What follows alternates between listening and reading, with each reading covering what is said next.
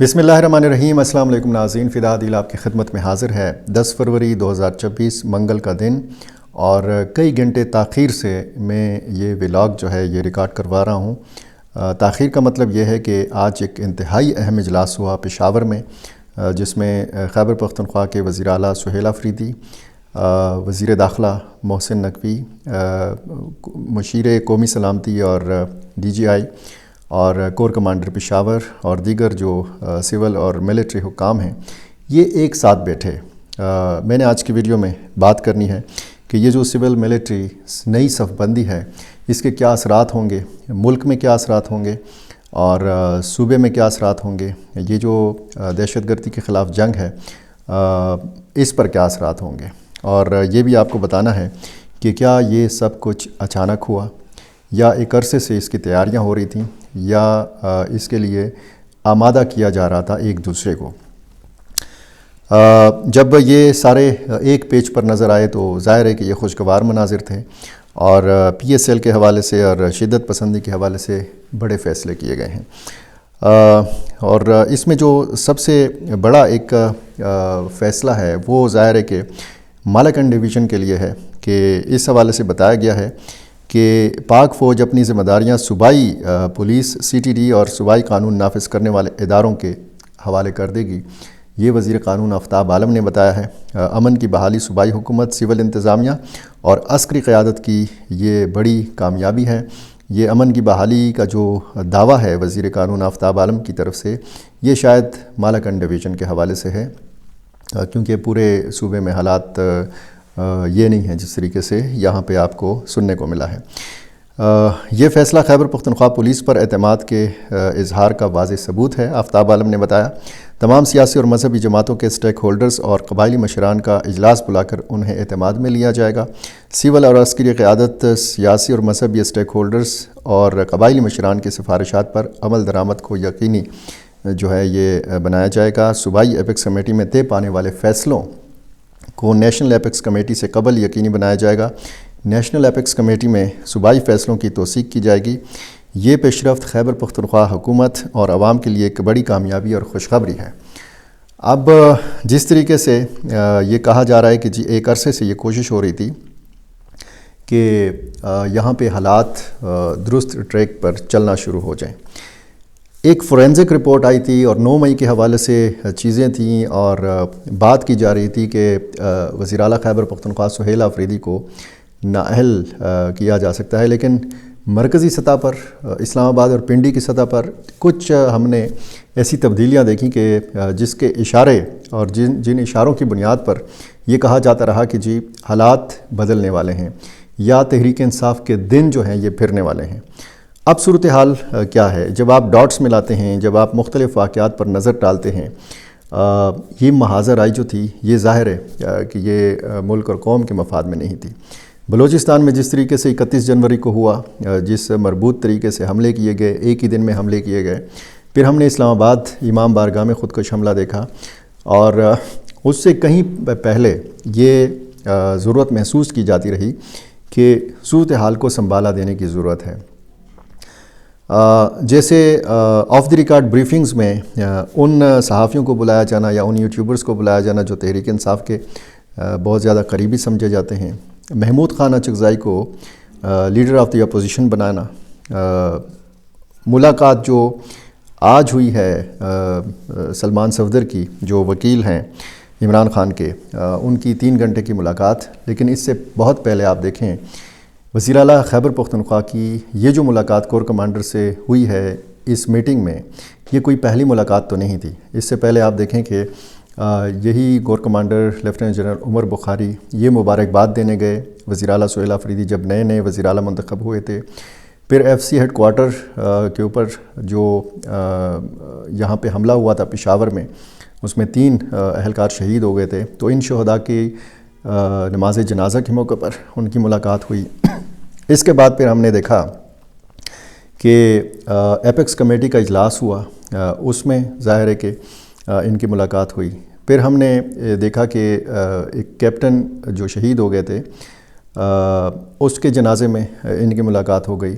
और जो apex committee का इजलास हुआ था इससे اس کے فالو اپ میں یہ آج کی میٹنگ ہوئی پشاور میں، اور بیچ میں وزیر اعظم محمد شہباز شریف سے جو ان کی ملاقات تھی وہ انتہائی اہمیت کی حامل تھی۔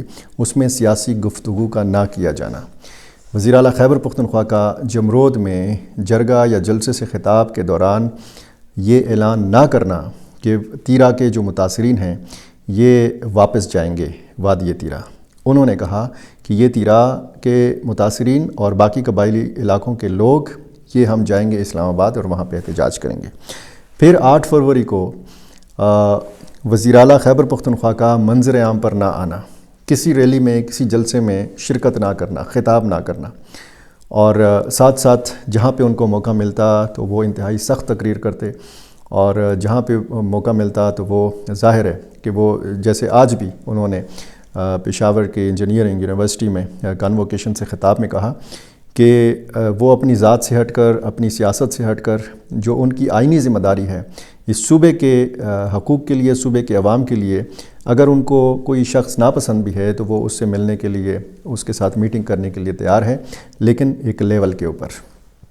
آج تاثر ایک ذریعے سے جب یہ پہلی خبر آئی تو یہ خبر آئی کہ جناب اس اجلاس کی صدارت وزیر اعلیٰ خیبر پختونخوا سہیل آفریدی نے کی، لیکن دوسری طرف جب ایک لمبی چوڑی پریس ریلیز اس اجلاس کی آئی تو اس میں کہا گیا کہ جی اس اجلاس میں فلاں فلاں فلاں اور وزیر اعلیٰ خیبر پختونخوا سہیل آفریدی نے بھی شرکت کی، اور یہی الفاظ استعمال کیے جو ترجمان ہیں خیبر پختونخوا حکومت کے شفیع جان نے۔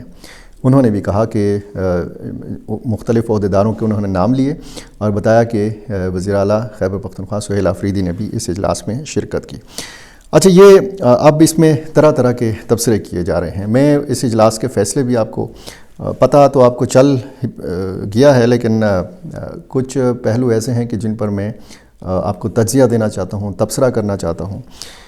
یہ اب ظاہر ہے کہ یہ کہا جا رہا ہے کہ جی انہوں نے اپنی ذات کو، اپنی جماعت کی سیاست کو، اپنی جماعت کے بیانیے کو اور اپنی جماعت کا جو ان کا جو سوشل میڈیا بریگیڈ ہے ان کا سارا دباؤ ایک سائڈ پہ رکھا، اور انہوں نے صوبے کا مفاد پیش نظر رکھا۔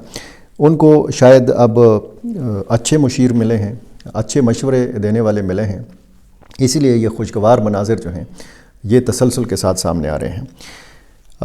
ایک ساتھ ایک میز پر بیٹھنا، یہ اب ظاہر ہے کہ سہیل آفریدی کو ایک نوجوان، ایک جوشیلا اور ایک بہادر نوجوان سیاستدان بھی سمجھا جاتا ہے، جو بڑا دھڑلے کے ساتھ، بڑا دبنگ انداز میں بولتے بھی ہیں، لیکن ساتھ ساتھ میں یہ بھی کہا جاتا رہا کہ جی وہ بہت جذباتی ہیں۔ لیکن یہ جو کچھ عرصے سے ہم دیکھ رہے ہیں، یہ جو تبدیلی ہم دیکھ رہے ہیں، اس سے ان کی سیاسی بالغ نظری کا بھی پتہ چلتا ہے، اور بطور ایک آئینی ذمہ دار کے، یعنی ایک ریاستی ذمہ داری جو ان کو دی گئی ہے، ان کا ادراک بھی ہے اور اس کا وہ اظہار کرنے لگے ہیں۔ یہ بہت بڑی تبدیلی ہے، اور یہ بھی بتایا جا رہا ہے کہ جی اگر سیکیورٹی اور گورننس کو جوڑ کر جو ہے وہ حل پیش کیا جائے عوام کے جان و مال کے تحفظ کے لیے، تو پھر ظاہر ہے کہ حل کہاں پہ پیش ہوگا۔ یہ جو یہ کہتے رہے ہیں کہ جی بند کمروں میں اجلاس ہوتے رہے ہیں اور بند کمروں کے فیصلے جو ہیں ہم پر مسلط ہوتے ہیں، تو ان پر ان کے اپنے ہی لوگوں نے یہ تنقید بھی کرنا شروع کی کہ جو ایپیکس کمیٹی کا اجلاس ہوا تھا وہ بھی بند کمرے کا اجلاس تھا۔ یہ جو ایپیکس کمیٹی کے فالو اپ میں جو کور ہیڈ کوارٹر کے اندر آج پشاور میں جو اجلاس ہوا، یہ بھی تو بند کمرے کا اجلاس ہے۔ تو یہ ان کو یہ دباؤ کا سامنا رہے گا، یہ دباؤ انہوں نے برداشت کرنا ہے، اور یہ جو پیش رفت ہے، اب یہ ظاہر ہے کہ صوبے کے آئینی حقوق بھی ہیں، وسائل بھی لینے ہیں، اور جو جائز حصہ بنتا ہے خیبر پختونخوا کا، وہ اگر اس حوالے سے جدوجہد ہے تو وہ بھی جاری رکھنی چاہیے، یہ کہا جا رہا ہے۔ لیکن جو قومی سلامتی ہے اس پر مکمل یکسوئی ضروری ہے۔ یہ جو دہشت گردی ہے، جو شدت پسندی ہے، اصل میں ایک گیپ ملا ہوا تھا، ایک خلا ملا ہوا تھا۔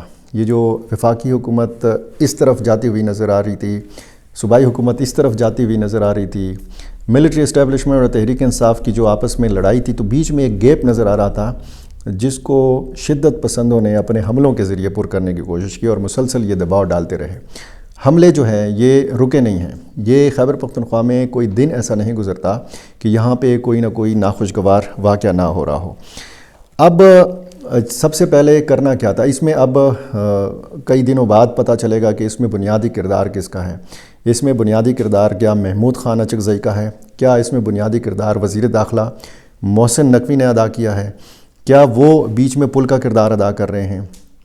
کیا یہ خواہش خود سہیل آفریدی کی ہے کہ بس بہت ہو گیا؟ اس میں بیرسٹر سیف کا بھی نام لیا جا رہا ہے، اس میں بعض دیگر جو شخصیات ہیں ان کا بھی نام لیا جا رہا ہے، لیکن یہ میں آپ کو بتا رہا ہوں کہ کئی دن بعد پتہ چلے گا کہ اس میں بنیادی رول کس کا ہے، کیونکہ اگر علی امین گنڈاپور تھے اور وہ بیچارے اس قسم کی ملاقاتیں کرتے تھے، ان کو بہت زیادہ الزامات لگتے تھے، کہا جاتا تھا کہ جی ان کے بڑے اچھے تعلقات ہیں، ان کی بنتی ہے وہاں پہ، کہاں پہ آپ اچھی طرح سمجھتے ہیں۔ تو ایک اچھی ڈیولپمنٹ ہے، اور یہ جو ایک بڑا اعلان کیا گیا ہے کہ پی ایس ایل کے میچز جو ہیں ان کا یہاں پہ انعقاد ہوگا۔ پشاور کا جو اسٹیڈیم ہے اس کا پہلے نام تھا ارباب نیاز اسٹیڈیم، اس کا نام تبدیل کر دیا تھا وزیر اعلیٰ خیبر پختونخوا نے جب علی امین گنڈاپور تھے۔ اس کا نام رکھ دیا گیا تھا Imran Khan international cricket stadium. اب عمران خان کے نام جب اس اسٹیڈیم کے ساتھ لگا تو پھر کچھ مبصرین نے کہا کہ بس یہاں پہ اب کوئی نیشنل لیول کا یا انٹرنیشنل لیول کا یا پی ایس ایل کے میچز جو ہیں یہاں پہ نہیں ہوں گے جب تک یہ موجودہ سیٹ اپ ہے۔ تو اب یہ اعلان کہ پی ایس ایل کے میچز ہوں گے اور پشاور زلمی کے سارے میچز جو ہیں یہ پشاور میں ہوں گے، یہ انتہائی ایک اچھی ڈیولپمنٹ ہے۔ اور جہاں تک مالاکنڈ ڈویژن کے حوالے سے بات ہے تو پھر یہ دیکھا جائے گا کہ یہاں پہ صوبائی حکومت کس طرح کا کنٹرول رکھتی ہے امن و امان کی صورتحال کے حوالے سے۔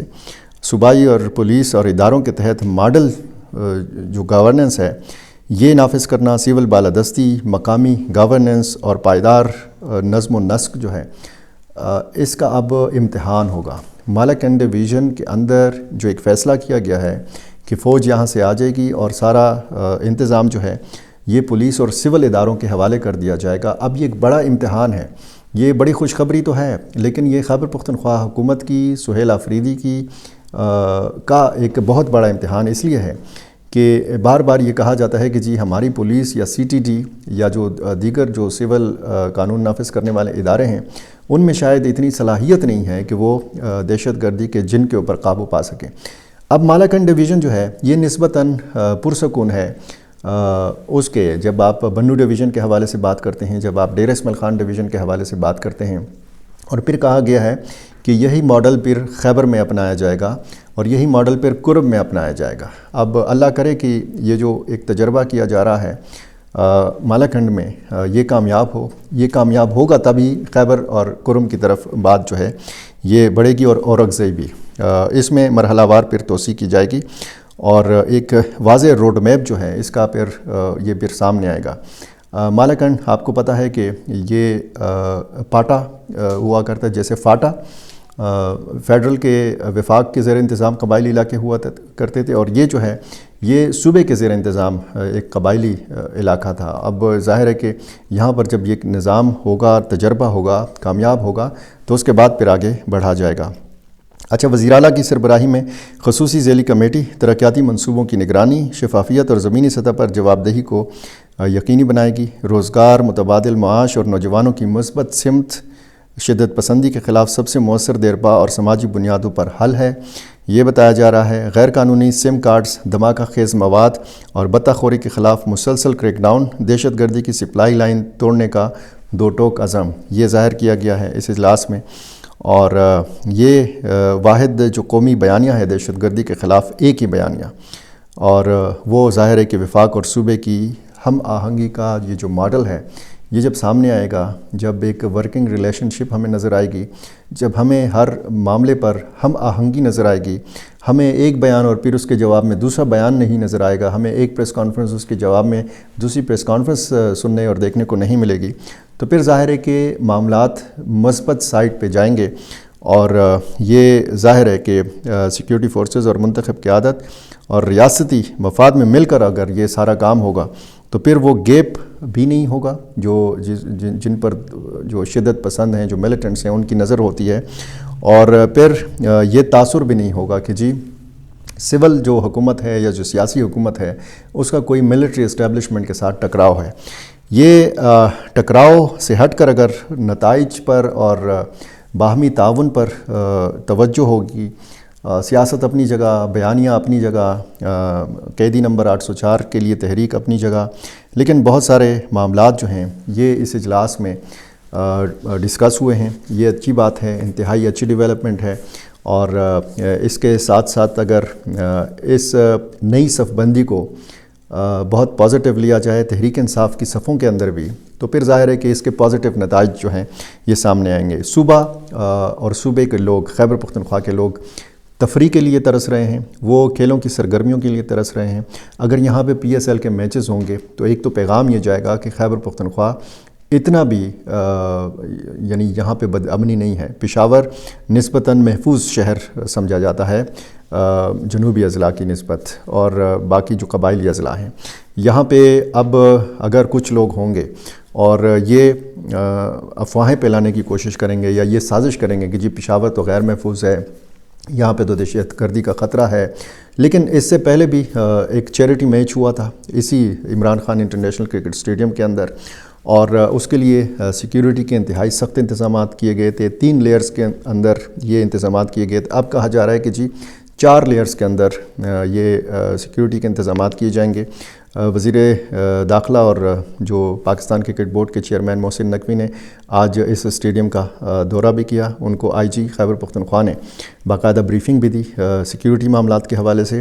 تو خوشگوار اشارے مل رہے ہیں۔ ایک نئی صف بندی جو ہے یہ کتنا اثر انداز ہوگی صوبے کی جو امن و امان کی صورتحال ہے، اور جو ایک ہم دیکھ رہے تھے کہ مختلف قسم کا بیانیہ تھا، وہ کتنا اس میں چینجز آئیں گی، اور اس ساری صورتحال کے کیا اثرات پڑیں گے اڈیالہ کے اوپر، کیا اثرات پڑیں گے عمران خان کی کے مستقبل کے حوالے سے، اور پھر کیا اثرات پڑیں گے تحریک انصاف کے ساتھ جو معاملات ہیں وفاقی حکومت کے یا ملٹری اسٹیبلشمنٹ کے، وہ کدھر جائیں گے۔ بہت سارے معاملات ظاہر ہے کہ اس اجلاس میں صرف فیصلے ہوئے ہیں، اور اس اجلاس کی بنیاد پر میں نے کچھ تجزیہ پیش کرنے کی کوشش کی ہے۔